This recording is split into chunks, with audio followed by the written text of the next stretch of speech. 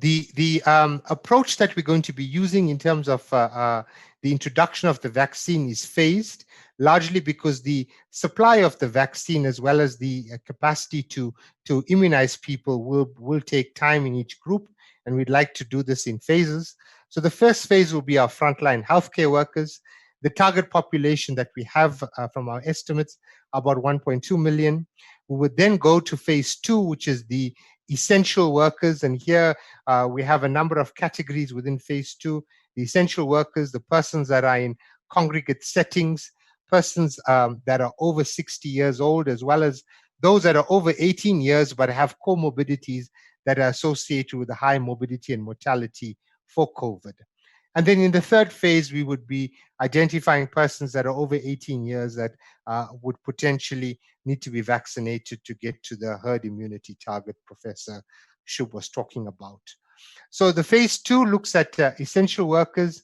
These include our police officers, miners, workers in the security industry, retail, food, funeral, teachers. This is not an exhaustive list. I think we would over time include the broader range of potential essential workers that would need to fall into this category.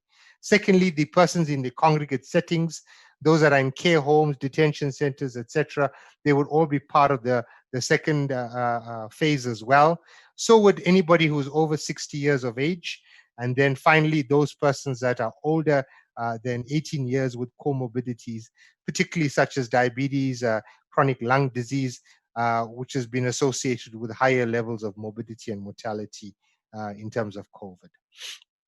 This graph is intended to give you a depiction of what the rollout will look like in terms of the number of limited doses. We have an understanding that in the first phase, we would have a limited supply of doses as many of the pharmaceutical companies ramp up their production. So in the first quarter, which is from January to March, we will have some doses, but the volume of doses is not going to be significant. This will increase quite a bit in the second part of the year as manufacturers ramp up their production in all of the areas, and so we will see massive increases in the coverage of the vaccine during this period. How will we be delivering the vaccine? Well, we're looking at three platforms as such. The first is a work-based vaccination program. I think this will work very well for our hospital-based staff, particularly private and public hospitals at district level, where we'd be able to go in and provide a vaccination to our healthcare workers. The second is an outreach-based vaccination program. And here we'll be having mobile teams moving from facility to facility. We anticipate this will work well in our PHC community health centers as well as our private medical centers. And then finally, we would also be establishing vaccination centers, particularly in remote areas or where facility-based vaccination centers would be appropriate, such as community pharmacies. And here your independent healthcare workers could potentially go to those settings. In phase 2 and 3, we would be using platforms such as the public facility vaccinations in the PHC facilities, as well as the vaccination centers I spoke about. These could be community pharmacies, as I said, GPs or NGOs or similar structures that could be set up quite easily.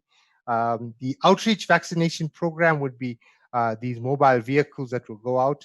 And finally, we would also have work-based vaccination programs, particularly in the mining sector and other industries that would anticipate that they would like to vaccinate all of their employees.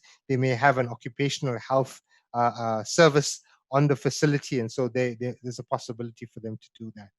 In terms of selecting the vaccine, clearly the key issue is availability. Once we've passed the hurdle of a supplier having stock available, we need to ask the question, is this a safe vaccine? Is it effective and of good quality? And our regulator, SAPRA, will answer that for us before we use the vaccine. Ease of use is important if we have choice. The second is storage and distribution. Vaccines that have to be stored at ultra cold temperatures are obviously a challenge for us. The supply and distribution, particularly the supplier capacity to produce the volumes as we roll out the program. And then finally, cost would be a factor as well.